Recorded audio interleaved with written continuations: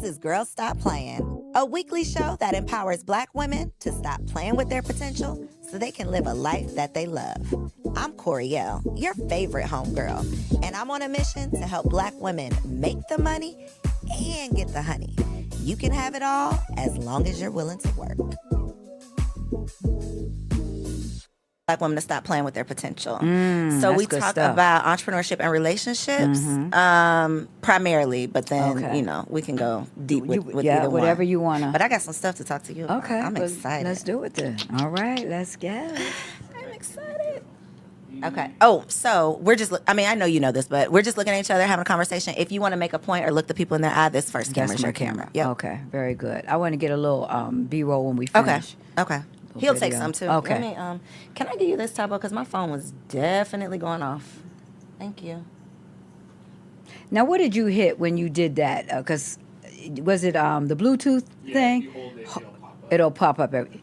Okay, because I'm going to see a lot of people. Mm-hmm. So you have to, yeah. So I wish you could just leave it to where it's on for everyone. But it's so annoying. You got to keep doing that.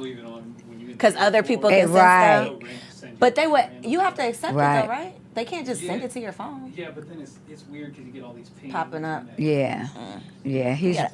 He's right. For security reasons. For security reasons, right. All right. And 5, 4, 3. Welcome back to another episode of the Girl Stop Playing podcast. It's your favorite homegirl, Coriel, here to encourage you to stop playing with your potential and start working for what you want in life and in love. You already know that I'm bringing you the information and the conversations to help you make the money and get the honey. You can have it all as long as you are willing to work. And y'all, I cannot even contain my excitement about the conversation we are about to have, okay? This interview is literally a manifestation that y'all get to witness. So without further ado, please welcome today's guest, the Dr. Traci Lynn. Well, hello. I heard somebody call you the $100 million woman, something like that. Something like that, yeah, baby. Yeah. So your resume is long. Mm-hmm. We want to make sure we put some respect on your name. Yeah. So I want for you to look in this camera and tell the people, who is Dr. Traci Lynn? Oh, my goodness. So the Who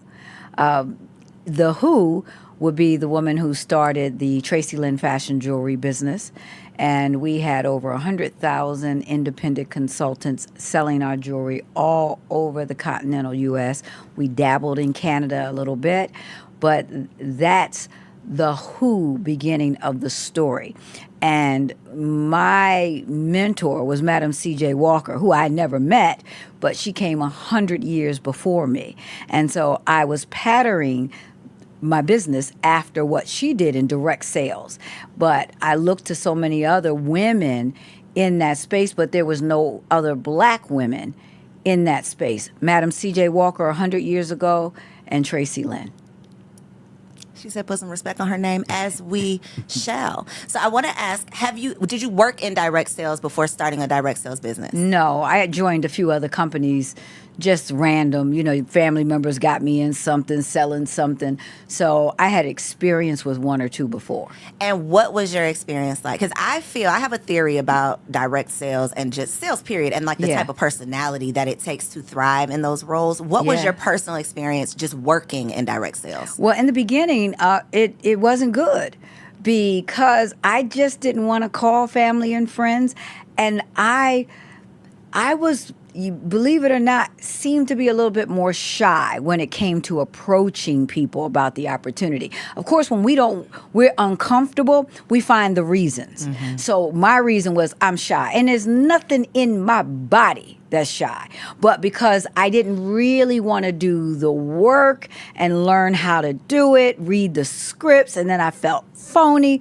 So it was just, it was a process. And then eventually I realized, okay, so this is the script, but I can take it, put it into my own words, and give it back. And then it became more personal development. So at the root of the direct selling companies was personal development. And even with Traci Lynn, I mean, we were a jewelry company, but we were a personal development company at the heart, disguised as jewelry. So that's, so when you took the personal development piece, that's what transformed the lives of women.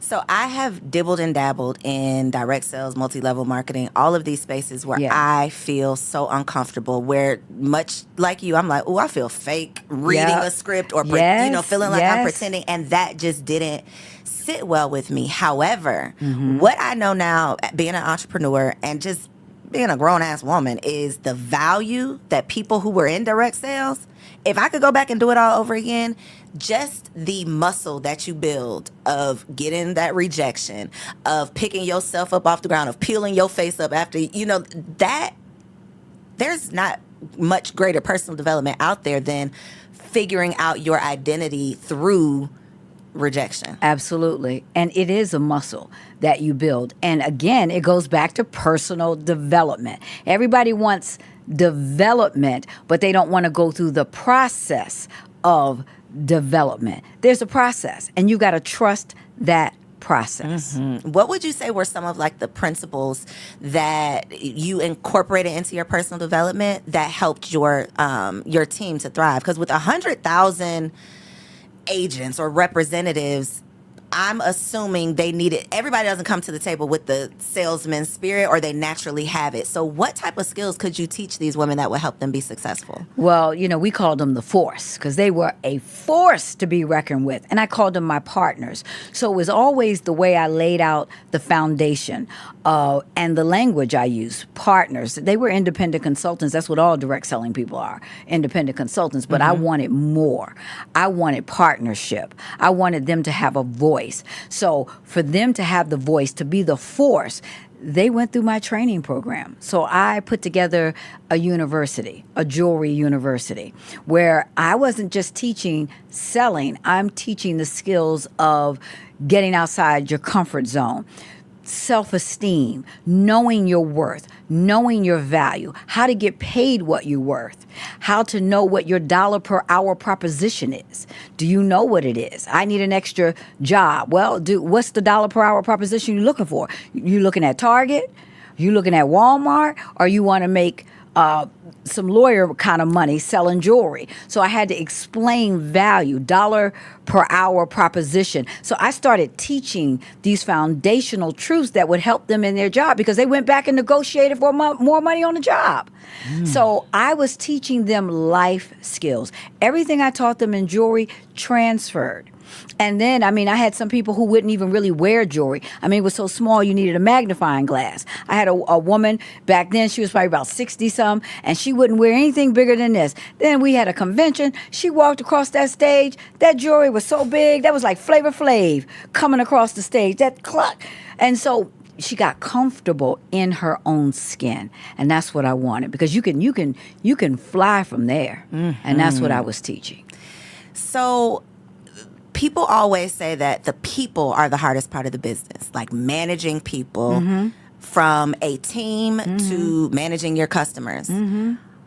But baby, to think about managing 100,000 plus, because that's just the reps. That ain't even your team, your employees.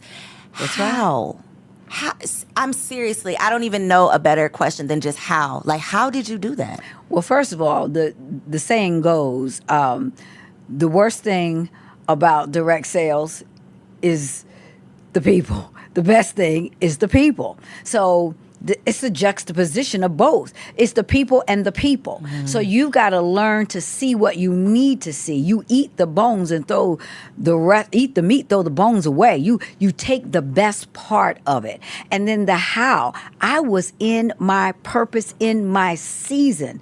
So when you say, girl, stop playing like, I'm going to wait till the kids graduate. I'm going to wait till they do this. I'm going to wait till this time. There is a season and a clock. So you need to stop playing and be in your season. And when you're in your season, there is an anointing that rests upon you to do it. There is a grace for your place. So that is the how. I was anointed to do it. I came here to do it, and I did it in the time of the season. I wasn't playing. I didn't stop. I had snakes all around me. I had wildlife all around me. I had the worst and I had the best, all at the same time. But what I knew that I was supposed to be here. And I wasn't worried about the nonsense that comes with that. All I heard was God. Yeah. What does your spiritual practice have to be like for you to stand firm in your purpose and not be able to be swayed by people? Well, honey, they got to watch my documentary. I just released a documentary, and I watched it for the first time in years. And one thing I saw was a relationship with the Lord like none other. He was first place. That's what it had to be.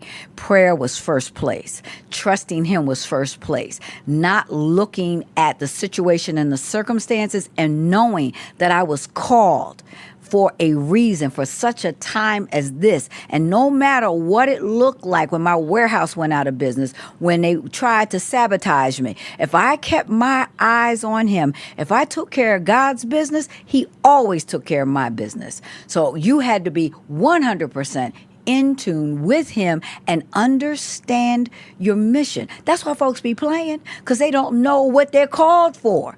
They dabbling here, they dabbling in there, they just getting their hustle on, but don't understand in the hustle, know your mission. Know what you came here to do. You don't just go around deciding it, you discover it because you came here with it. I gotta calm down. No, I needed to just let that simmer. I needed to let that simmer because a part of what you said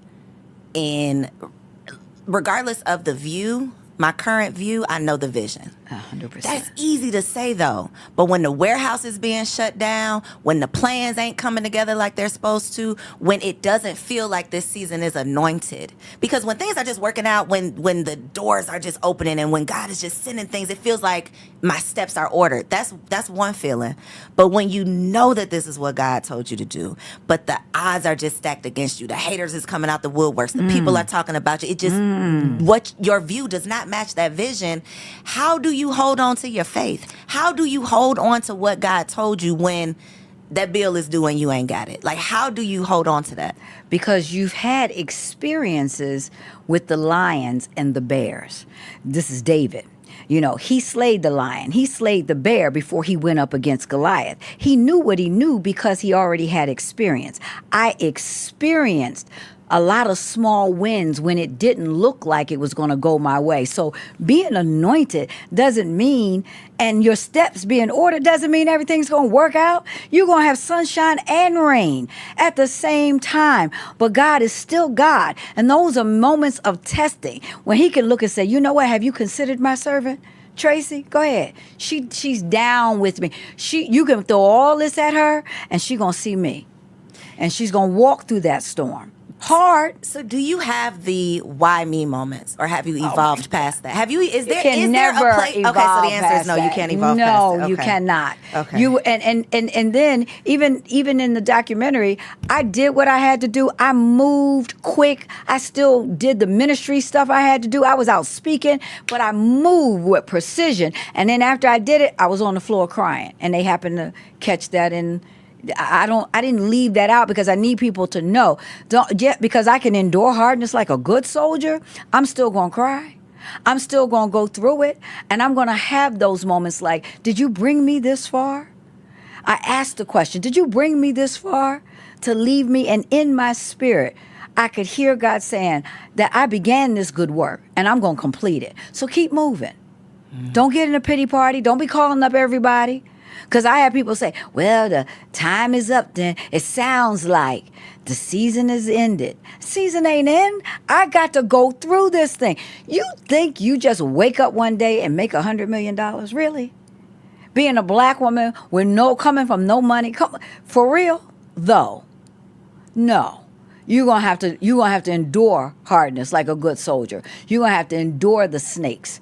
You're gonna have to endure the pit bulls, but they ain't got no teeth and no venom. Shake it off. Dr. Traci, don't do me like this, Dr. Traci. You came in here to preach today? I came in here fired up today. I flew in here early for you, so we gonna get it today. I'm right off the plane ready. It's so easy to be a good and faithful servant. When the bank account is looking good, when the people are singing your praises. But baby, when God has to remind you that I'm still God, it is rough. It is hard to get in front of a microphone when you're battling something. And I feel like personally, God has been working on me like, I wish you would close your mouth about me. Just because you're not seeing what you think you should be seeing right now, you're going to stop talking about what I've been doing. But it's unnatural. It feels unnatural to still be out celebrating and shouting about the goodness when you're not currently in it. So to speak about, Yes. I can do the work and then I can go fall down on the ground because I am still a human. Absolutely. That is so necessary. But people need to see that. That. Because then they judge their own walk based on what you're saying. Because they think you're superhuman. You're superhuman. And then where is your compassion for others? Because you haven't been touched with those things. So I've been touched with that. I know what it's like to get on the floor and cry. I know what it's like to have everything against me. I know what it's like to have women who've been in business and I've written big checks to try to come out against me, all on social media. Every hour, here they come and make it look crazy. And I heard the Lord say in prayer that morning, today is going to be one of those days, but remember, you're bulletproof. I know what that was about. As soon as I got in the office, you know what? I went and got my hair done, and that was a 3-hour appointment. It was a full weave, full color.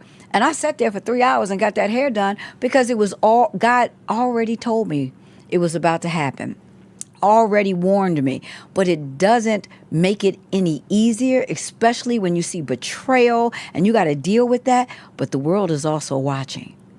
Are we who we say we are? Or are we only in it for just the meat and the drink when everything is going good, when the bank account is fat? Or do we have to trust? So then where is our faith and where is our trust? If everything is working, it's all lining up.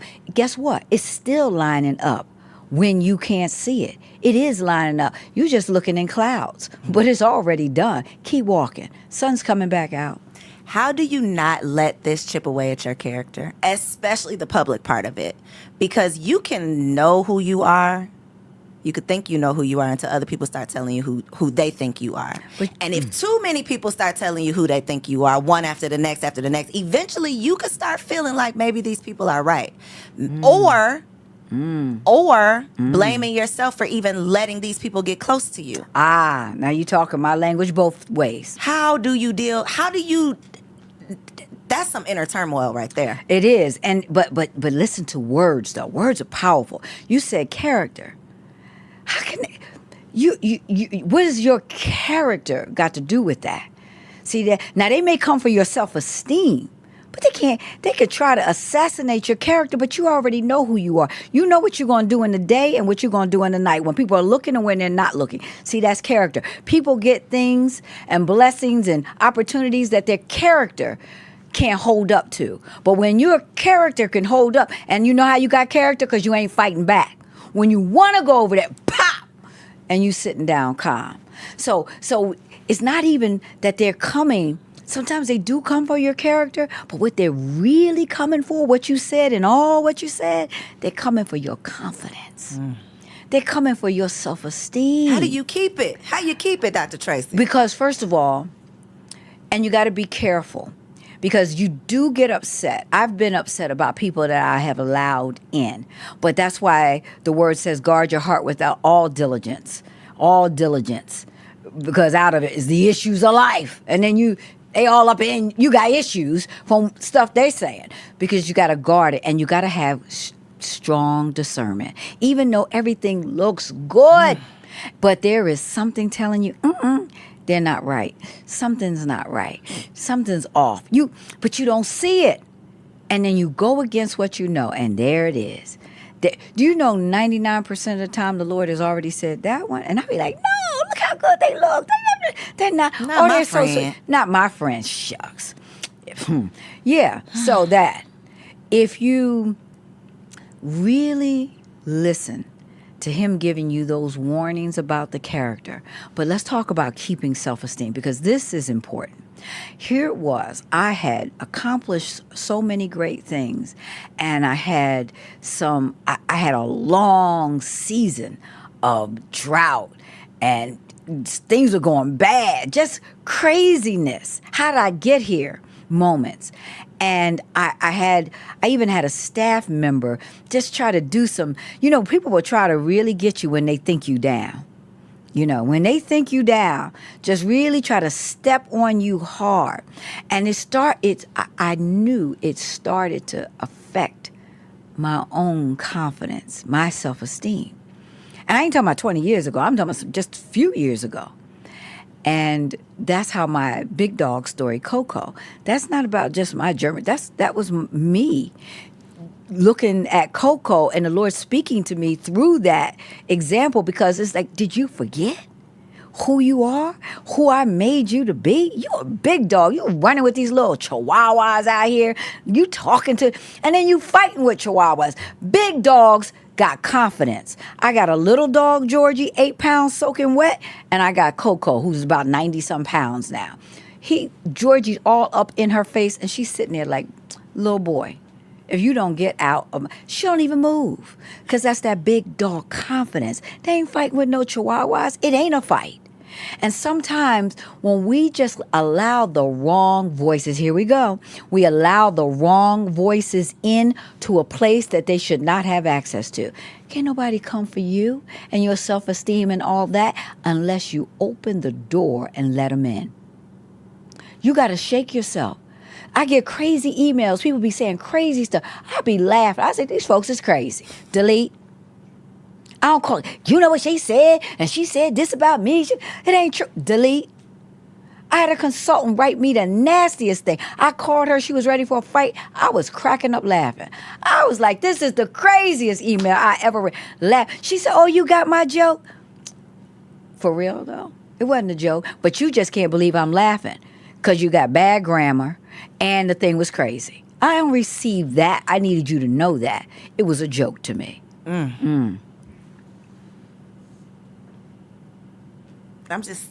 Yeah, I know. I'm pouring. I know what you're doing. It's filling me up. Yeah. Because the people really be playing... They will play with you to the point where you start questioning. It's true. But that is also why you've got to have other voices in your head. So sometimes we allow the wrong voices and then we shut them out. But it's like the earthquakes. When they have the earthquakes out in California, they have aftershocks. And so the earthquake is over, but it's the aftershock. So what you experience sometimes is the aftershock. So you got through the situation, but you're dealing with aftershocks. And when you don't have a mentor, coaches in your life who know what time it is to pour back in, the aftershock shake you. You think it's the end of the world, but somebody can look at you and say, girl, stop playing. That's what I would say. The next is right around the corner. And it's already there. You just don't see it yet. You ain't looking in the right direction because you're distracted by... You about to fail this test over some nonsense? That part. Whew. Right. Not God sent you here to get me together. Well, yes, because you cannot stop the voice he's given you. You don't sit down for anybody. You only sit for him. If he stopped it, that's one thing. But man can't stop what he has already blessed and ordained for other people to get their strength through. You don't stop. You keep going. You keep speaking because you're speaking life and breakthrough to other people. So it doesn't matter what it looks like you're going through. You are fine, and you've got to keep your voice going. You don't stop, and you don't answer the critics. You laugh because they cannot hurt you. You are bulletproof. You wouldn't have this mic. You wouldn't have this studio. You wouldn't have this audience. You wouldn't have the ability to manifest. You put me on a board, and then my people called you. Come on. You are in the will. Doesn't matter that it doesn't look like. You stay put and watch God work. Not you making me cry up here. Well, you need more of these voices Tabo, we in gonna your have to life. cut this out. I ain't We never cutting cried this out. publicly. Oh my God. No, we're gonna keep it right on in here because the people need to know that you dealing The with way this you're too. repeating what God has already said in my head is what's really doing it to me. Yeah. It's just the confirmation. Yeah, I knew this was an assignment, and we were gonna make this thing work. Yeah, Let me get it together. yeah. Dabo, we ain't cutting nothing. We're gonna let the people see it because you're blessing people by being this transparent. They need to know that this is what this walk is. Everybody, you know how many people want to sit up with this microphone and all this little cutesy stuff you got up in here? Real cute. But it's a cost for this. There is a cost. There is a price for this. And you are called to pay it. And he will send you what you need. He will make sure you get poured into. And you just got to make sure you reach out. I will absolutely give you my cell. And you reach out. I'm saying, hey, just get a quick prayer. I'll get it through. I'll speak what you need. I'll seek God on your behalf to make sure that you stay strong and you stay put. Thank you. Yes. I don't know how we got here, but I'm glad we did. I knew we were going to have a moment. We are going to have to cut this, but you're literally my last interview that I'm recording in here. So,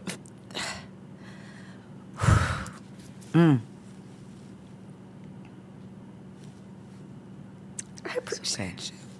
I appreciate you and what you do, and I understand it. I understand it. Okay, let me get myself together. Yeah. Okay. Okay. Wow. Not on my bingo card for the day. This was not what I expected. Okay.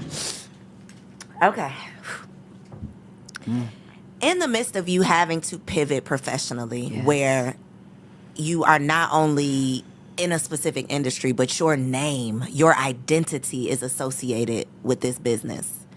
How do you pivot? How do you pivot when people have known you for one thing and now God is calling you to do something else? Because we get our who and do confused. So my who I am is not, I'm just not the jewelry lady. I am so much more than that. That's my do. I did jewelry. I did other things. But who I am is so much bigger than I even knew. If I would have just stopped with my who being the jewelry lady versus that's what I do, then I couldn't be sitting here with you. I wouldn't have this season because I'd be too embarrassed not to be her. And then my ego would be so tied up in the jewelry lady that I could never move forth and do all these other great things that God had for me to do. What did you tell yourself, though, on those hard days when you were on the floor? Because in theory, I know it's all happening for a reason. I'm not just talking Right. about myself, but I am talking about myself. But we know everything happens for a reason. We Yes. know it's all working out. We know that God has us. But in the moment when you are down on the floor, what do you tell yourself to remind you of who you are? You know what? I don't, in those moments, I'm crying out. I'm just getting the pain out. So I'm not trying to remind me of anything. I just want to go and get the pain out where I know God can take it, he can handle it, and I can get filled back up. That's honestly what I'm doing because I understand the long haul of the journey. So I'm not trying to figure stuff out or telling myself, I'm there because I'm in need. I just need to keep going. And I feel like I don't know if I can continue. That's why I'm usually there. And I need the pour back in. So I needed to get the refill. And then I get up. When you are doing what you're called to do, you may question it sometimes, but there is something in you that won't allow you to stop. And you don't have to ask that because the answer is already in you. But what you do ask is, again, God, why? But you already know it's for you to do. And when he decides that that's it, you're going to know about it. I knew about it. He told me in front of 2,000 people in Vegas at Caesar's Palace. I spent $1 million on this event. And I got on that stage and he said, look out, because this is over. I'm in all blinged out at the Caesar's Palace with thousands of women. Folks wasn't even in the business, but wanted to get my room rate at Caesar's. And they're there, and I hear it's over. Who am I then? And that's when he started. It's two difference. Who and do. You still who you are. You still got all this experience, this wisdom, this knowledge. It doesn't go away. Now, there are some people, there's some haters and critics who wish I would have just went away. So they can say, whatever happened. Oh, no. I'm not going nowhere. You all that I went through and learned, I'm pouring that back out. It's so much more. And even you just tapping the surface of the microphone. So much more in you. So much more that will come out of you.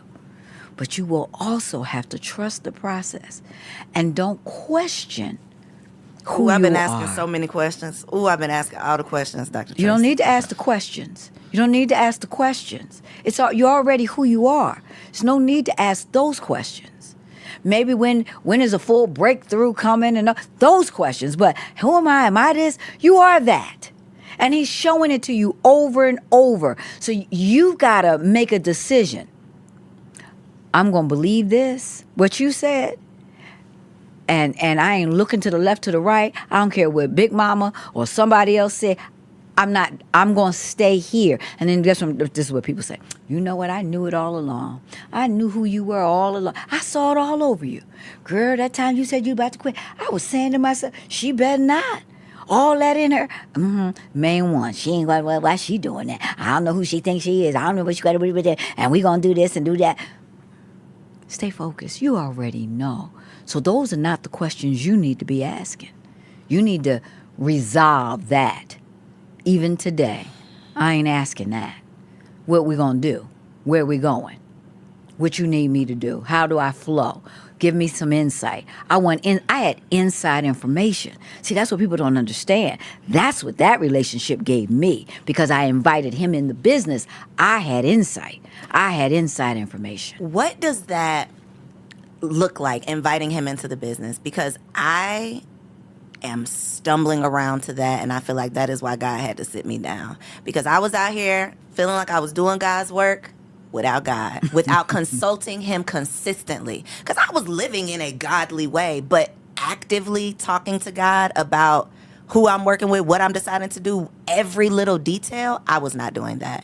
What does that look like for you? Like, what is a process of truly bringing God into every area of your life? Every area. Well, and especially in my business days, it looked like me being up early. I wouldn't be snoozing. I'd get up and I'd make sure I make at least 15, 30 minutes. And I wasn't doing all the talking. I would read. I would decide, okay, I'm going to read this. And then he would interrupt that reading and just start talking. And then I would be saying, I want to put this before you. I'm having interviews today. I need your insight. I need to know who we need to bring in. And then he would just show me things. Even one of my staff, I had no idea this particular person was so against me. But I saw it. I wanted to know, show me the enemies and then show me how to handle it. Because, see, I'm ready to go off. See, I need to pray that prayer. I need the second half because he showed them to me and I'm like, ooh. No. Because I had one enemy working with me and I was ready to let them go. And my mother saw it too. And she was adamantly against that person. But the Lord said, not yet, because they were teaching me some things. They were teaching me some new things in social media. They were teaching me, and this was all some new stuff. And she was upset with me because I wouldn't do this. But I heard God, not yet. And I had to swallow all of that. And they were stirring up stuff with other employees against me. Even my employees would come and show me the notes that they were doing. And I had to sit there until the time. But guess what? When it was time and I did release the person, all of a sudden, all these new doors opened up. It was the right time. I was able to go in, and even for my mother, I was like, because I did it God's way. I was able to bless her. She didn't have to work. I took care of all her stuff. So she couldn't understand that, but I heard God. But my flesh wanted to drop kick, get him out, show me who I'm working with, and show me my timing. And give me the grace and the peace to hold on until you say, make the move. So I had to be gracious. I've learned how to just be gracious and not phony, just gracious. Well, what's the difference, Dr. Traci? Because I be feeling like the phony thing is not for me, but there's an area that I need to learn how to get into. Yes, but I it's don't the want it to be grace. the phony area. It's grace. It's not phony. How do I do that? So phony is, hey, you know I love you. No, we ain't doing that. Okay. But the grace is, hey, what's going on? Okay, let's get down to business. Let's talk business. And knowing that's the enemy. So you already know lockdown systems. So like there was access that had been granted that I locked down. So I did the things. I did the lockdown stuff that I knew to do. But I didn't need to fight. I didn't, hey, let's get the work done. Let's have a meeting. I stayed focused on what that mission was at the moment. And they were an integral part. They were a part of that mission until they weren't. That's some maturity right there. Absolutely. Spiritual maturity. Spiritual and financial. You messing with money. You're paying this lady at the same time. Or I don't know if it's a lady, but you're paying this person. Right. So, but I'm being paid. So it's spiritual maturity and it's business savvy. I'm hearing God. Work it. You ain't got to be funny. We wasn't going to no lunch. We wasn't hanging out. We working. And I'm getting all I need. And I knew that there was a clock that was going to tick down. So I got everything I needed. And they thought they were just stepping all over me. Their biggest mistake was they thought I needed them. What I need is God in my family, my husband, my mother, my son. I mean, come on. No. See, you made a mistake. But you got to just sit there until it's time. And when I heard, let Lot go, was the word I heard that Sunday at church. By that Friday, Lot was gone. Yep. It was over. And because it was gone. And I knew it. I had full release. Go, now. And it was so smooth. Woo! That thing was smooth. Dancing smooth. You hear me? Dancing smooth. But to get to that point where you're just hearing God clearly like that, that's where the consistency comes in. That's where the consistency comes in. And that's why it's important, too, that you have people that you can talk to who live that life, who understand that. Because it's your consistency, but sometimes you need to talk that thing through with somebody who knows, who can say, look, I know what you want to do, and you're not being phony. You don't try to go out for nothing to eat. Don't see, now you phony. Don't do that. But you smile, you do, because God will have you. To smile, but you're going to get me together. I'm going to go back and watch this. You're going to have to smile. Yes, okay. Because your money, we're talking also business. God you ain't doing business with everybody who's a Christian and saved. This is true. Right. So you in the marketplace, baby. So you going to get them all snakes and wildlife come up in the marketplace. And you got to be able to handle. You're a snake wrangler. What you talking about? In a godly way. Of course. You know what Paul did? That thing with some venom bit him. He shook that thing right in the fire. And everybody's waiting for him to die. Oh, he was a bad man. So he made it over here on that one piece raft, but they going to get that snake got him. He about to die. Please, he went over there healing sick folks. Then they invited him to the house. Hey, can you heal my... Because he could shake it off. He had something special in him. That you could come with all your venom. You can't get nothing here. I'm not crying again, Dr. Traci. I'm not going to do it. I'm not going to do it. I feel like you are probably the strong friend. Who do you turn to? Well, see, that's one of the reasons why I always had to consult the Lord in business, because I didn't really have that. So, especially, I had strong family, but in business, I always said Jesus was my CEO, and I was never afraid of that. And I had people who were not spiritual people in the business. I had people who were other faiths. I had Muslim women, and I was very respectful. I talked to them about, love their hijab. You know, I don't know if that's what they call it, but anyway, hijab, whatever. Right? Yeah, is that it? That's it. The hijab. My bad. It's okay. Yeah. We'll cut that. We'll cut that. Yeah, cut that piece so we can get no comments on that. But I tried to be very respectful, but I was also just living that life out. But I was never afraid that they were going to take their money because I love the Lord. I couldn't do it without them. So you want to make some money? This is what I do to make some money. I need him to guide me. I need that insight. I need that inside information, and I need that protection. So you want to ride on this ride, this is how we doing it. So you felt like, or not you felt like, you got clear direction from God. This is over with. Mm-hmm. Do you feel like you got clear direction what the next was? Or was there, I call it like a hallway. Did you have a hallway moment had a where it's like, I hallway. left that door, but I ain't got to the next one yet? Yes. What did you do in that hallway? I kept going. You step out and you find out. I didn't hear anything, but I'm not the kind to just sit still for too long. And I had sold my house that I had built. This was like, and people ask me all the time, how'd you sell? It was like 11,000 square feet on the water. I built it, took 3 years, but it was over. I heard God say it's time. And we sold for an amazing, we broke a record, and it was, only 4 years old, but it was time. And I heard that. So I'm not tied to things like that. And when I was selling it, the agent, I wound up selling it myself and then called the agent crazy to get in to get the commission. So the agent said, you know what, you should do real estate. So I did. I always wanted to do real estate, and I did dabble. I always had investment, property things. And so I said, let me get my license. Got it immediately. Like first try, I did the 1 week class and then went immediately to a cram and got all within 3 weeks, I got my real estate license. And I said, okay, God, you with me? You with me on this? I'm going to go work in the office. I went and worked I'm sitting up in the Compass office. All I'm doing is at the coffee machine, grinning at everybody, talking. I felt like a fish out of water. And I never said, I'm Traci Lynn. I was trying to learn. So I'm learning and just grinning. And I just felt like, this is crazy. I'm sitting up here. I ain't sold nothing. I ain't showing nothing.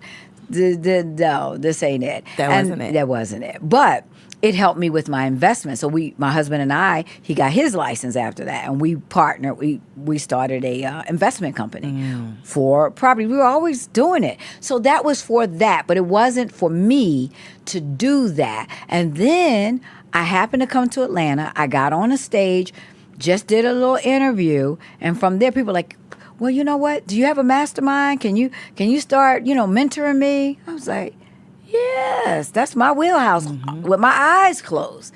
And that's how it started. And that's what it was. Yep. I think a lot of times people would get stuck in the real estate because it's like, oh, it went so smooth. This is what God wants me to do. Yep. But then it wasn't. Yeah, and then it wasn't. But I was in that hallway, and I enjoyed the study. I love studying stuff. I love getting stuff like that. And I really enjoyed that part of it and the knowledge. But sitting there and then waiting and then sitting at some open house all day, thank God for the agents. They have to be serious. On it, yes. On it. But I gained so much respect for the agents through the process, but I realized I'm not called to That's this. not for you. It's not for me. And I did think God was in it because, to do all that in 1 month, that was like unheard of. But, that's how I be moving like that. I move like I unheard think that's of. what it takes, though. It takes that tenacious spirit. It takes does. that God gives it to me and I'm going to go figure it out to Right. be able to, I'm not wasting time. Like, if it ain't work, I'm going to figure it out today that it's not going to work and go on to the next. And that's what I did. I went on to the next. And I just felt like, okay, so here we are. And even now doing that and doing the podcast, because I get an opportunity to pour. So in my pouring season, I get an opportunity to give back, to help the next generation of $100 million, $1 billion women come up through the ranks and make it, and don't get stopped in a hallway, stuck there, or stuck in the valley of the shadow of death. It's only a shadow. You got to keep moving through the valley. People get stuck in the valley, and the valley oftentimes is the middle, and people get stuck in the middle. That's where God is trying to work on you. Yep, exactly. Because that's that valley stuff. That's when stuff happens. That's when you got to get real focused in on hearing his voice. You step out, you find out, you make a little wrong move here and there, but it's all good because you at least stepping out. You get fine tuned in, and then that direction just starts just coming in with precise precision. And you don't even know how you know. Mm-hmm. You know stuff. Just like when the warehouse went, I got an email. I got inside information. And then they said, keep Traci Lynn out. Don't tell her until we completely close. And the landlord was going to lock the building that Friday and lock my stuff in there. And Monday they were going to start telling the customers. Before they could tell one customer, I was at the door. Had called the sheriff's office, my lawyer. I was at the door at 9 o'clock. Like, who told her? Inside information. Okay. Pause for the cause. Yeah. What was the ultimate closing of the company? It wasn't voluntary? It wasn't? It was. Yeah, I mean, it was. I got my stuff out of there and went to another warehouse. So they couldn't close me. Gotcha. They didn't start me. How could they stop me? If you don't start it, you can't stop it. So they wasn't going to be stopping nothing. But after I did it, I had a cruise that Friday. I had an incentive trip to go on. And it normally takes, I had a big footprint. It takes weeks to move, 3 weeks to do it. I did it in 3 days and then went on that cruise. And that's where I broke down crying because it was... All of it came to all a head. of it. I didn't have time. To process it. Right. Yeah. No. And then I went out speaking. I heard it Friday, spoke on Saturday, went to church Sunday, handled that thing Monday morning, ready, and got it done. So at the end, we sold on my terms. So... yeah, they couldn't block that and stop that. So I was able to sell it when it was time. But what if I didn't want to listen because my ego was tied up in that? Oh, no. I want to, when it's time to go, it's called the jump off. There is really a chart called the jump off chart. And you got to know it's called the life cycle of a business. And in it has the life cycle and the jump off. And then you got to know when it's time to jump off. Now, I had studied the other jewelry companies. I knew I was there. But I was believing that I was going to be the Mary Kay of jewelry. I was still going to keep going. Even, like Mary Kay could keep going, even though that's a consumable. And it was what the Mary Kay was called to do. I wasn't called to do that. That was a legacy. My legacy is different. And all the jewelry companies, they all ended at a certain point. Every single one of them. And I studied that out, so I knew. Just like when I was standing on that stage, it wasn't a surprise. I was already studying the life cycle. So I didn't want to hear it. I was surprised because, not me, God. Come on. It's me you talking to. I thought we was doing this thing. I'm doing this thing. I'm the Mary Kay of jewelry. Come on. I'm going to be... No, you're not. Get ready. That way, it'll be on your terms. And then you can come back and sell that bad boy. So, do you have a lot of free time now in this season of your life? I do. More free time. Yes. You're exploring hobbies. I heard you saying bodybuilding. Uh-huh. What led you to decide to go down this road? Are you into just personal development, challenging yourself, or what was always your into intention? personal development, but I had a desire in my heart always to be not just fit, but like really muscly, feminine, muscly fit. Always. I would be on a cruise and I'd see a girl, like got some muscles. I would say to her, let's take a picture. Can I take a picture?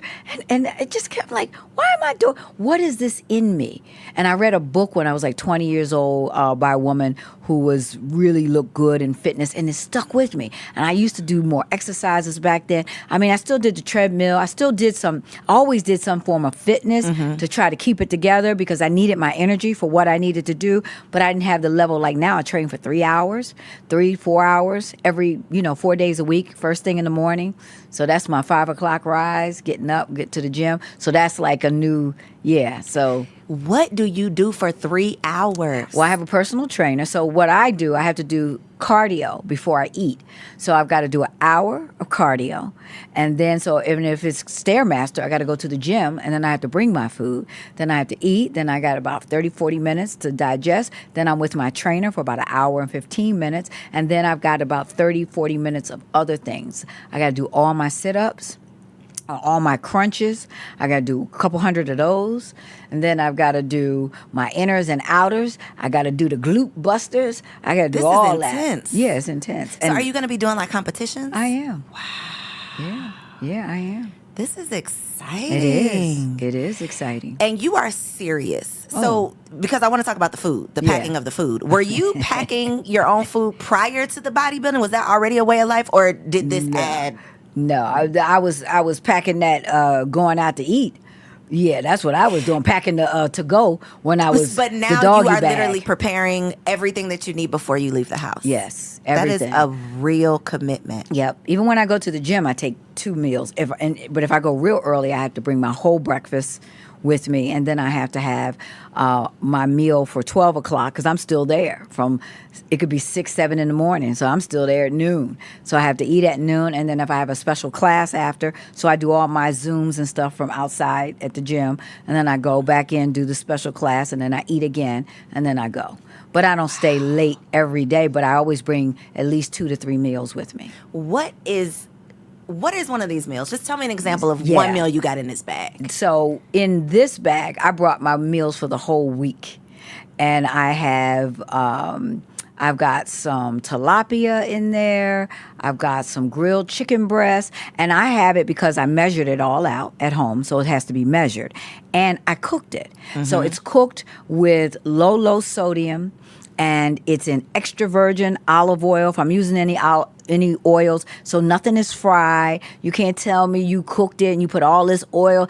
I need it a certain way. My egg whites, I normally make egg white bites. I didn't bring them because I can do an egg white omelet at the hotel, but they got to spray it with Pam on their grill top. I don't want no oil. So I can do spinach. So I thought about it. I could do omelets, with spinach, no cheese here, and I can do a salmon on a grill top with no oil and 5 asparagus. So I'm gonna have that for dinner here every day. That's my fresh dinner and a fresh breakfast. But I brought my own muffin, my own Ezekiel bread muffin.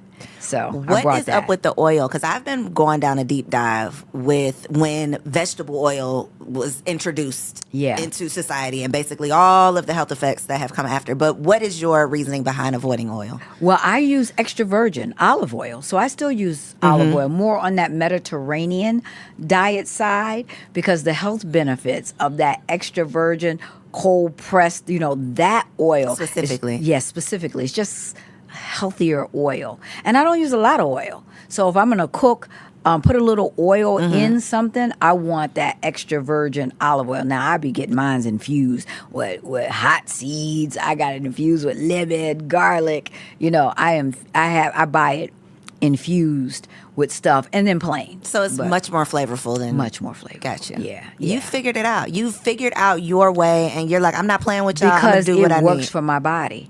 And that's what I figured out, how to get the best results. So since February, I've lost about 20-some pounds and a lot of body fat. So that When is was your the key. competition? It's coming up. It's coming soon? It's probably in the next 3 months. Okay. Yeah. Is it going to be your first one? It is. Oh, okay. True Well, congratulations novice. in Yes. advance. Thank you. That's exciting. Thank you. Before I let you go, though, Yeah. you have managed a marriage in all of this. I have. The world wants us to think that you can't do that you cannot maintain both, let alone your mental health being in one piece alongside of it. So Yeah. what has been your secret? Well, my husband and I have been married now 30 years on Monday, July 1st. Congratulations. Thank you. So 30 years we'll be celebrating. And our secret, first of all, he is my best friend. And I can't imagine mentally what it would be like not having him. And he has been a covering. And see, this is where sometimes women, if he's not making more or doing more of this, I don't know how he could be out there doing all of this. I'm doing all of that. We've worked together. and he's been able to cover me. He's been just a refuge from the storm, and we have rules. We don't talk business after 8 o'clock. We don't check emails. We have, since maybe year 2 or 3, once we got into business, doing, business stuff together, we put these rules in place. We don't do business after, a certain time at night. We're not checking emails. I'm not on Instagram at, all hours of the night. So we love being together. We are really great friends and partners. We love each other and we enjoy spending time. Now, has he gotten on my last nerve? I said 30 years, absolutely. Yes, he has. But we have always said, and he said it to me, I married you for life, so I don't care what you do. If you need to go into that back room for a couple of days, or I need to go back there, I will, but I ain't going nowhere. Mm-hmm. We're going to work this thing out. And he had to say it because I was the skater. I'm an only child. And I came from my mother and my grandmother. I seen single women do it. I hadn't seen married couples. Mm-hmm. And so I was always ready to go. I don't need a man because, you're strong. My mother raised me to not depend on a man to make it big, that I could do it. She always believed in me, my grandmother. So I came up with that, which was wonderful. But I had to learn how to humble myself, to not always be right, give up my right to be right when I know I was right about that. I know I said that. I know I was right, but I don't have to say that all the time. So even being married helped me in business because I didn't always have to be right. I didn't always have to give everybody a piece of my mind, because I could set it off and set it real straight. But I've learned how to temper that and how to work that thing in business and in life. And a lot of those lessons came in life. So you can have a successful, God-fearing marriage and make $100 million. Wow. And have somebody right there to have your back, 100%. Somebody to have your back. So, and you can do it. And you can do it all with God. Okay, so I need you to look in this camera. Sorry. Yes. No, don't. Okay. Listen, you have nothing to be sorry about. But there is somebody out there that is hearing all of this, inspired by all of it. Maybe they was crying along with me. But they are at a place now where they still feel like they don't have it in them. They can't reach down far enough to get it. What is your girl stop playing advice? That you are Coco. You are a big dog. You've just been playing with the little chihuahuas. So you done forgot who you are. You need to go back and watch The Lion King. That's what you need to do. You got some little Simba action. You forgot who you are because you around with the hyenas. Just laughing and they really playing. You need to stop playing. Get in your rightful place. Dig deep. Change your circle. Number one, I'm going to give you 3 quick points. Change your circle immediately. You got the wrong people in your ear. Here you are, big dog, running with the chihuahuas. Wrong people, first of all. Number 2, get the vision. Write it down. I'm not sure. I got so many ideas. Well, we're going to step out and find out. Write one of them down. Well, I don't know which one to do. Write down the one that's going to make you some money first. Let's start there. Because you get a little money in your pocket, you be like, ooh, I got this. And do it when it's easy, not when it's hard. You ain't got to go out and quit your job and then you're going to do it because then you're going to eat all the profits. You're going to eat all your money. And then you're going to go back to work and say it didn't work. Well, you ain't working. That's why it didn't work. Start it when it's easy. Why you working somewhere else? Make the time. I'm too tired. Well, then get untired. Get on that treadmill. Get some energy. You got to get the energy so that you can do it. Find the time. My grandmother used to always tell me, I don't have the time. Find the time because you got the talent. So make it happen. No more excuses. Girl, stop playing. I could just drop the mic at this point, but you got to tell them where they can stay connected, where they can watch that documentary, how they can get more of you. Let them know.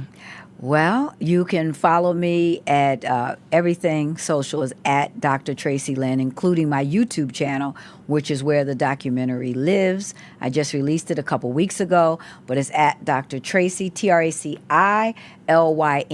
I got on a green suit, big hair, and a check mark. Big suit, green hair, check mark. Check it out. check We it will out. drop all of those links down below. Yes. Y'all, don't send the people clips of me crying. I can't believe Dr. Tracy came over here making me cry. But this Woo! was a therapeutic conversation. Good. For sure. And I know it was Good. not just for me. I know it was not just for me. So Good. truly, thank you. Thank you, thank you, thank you. Thank you for having me. Y'all, follow Dr. Tracy, okay? Come on. I love y'all. Thank you for tuning in. I will catch you on the next episode.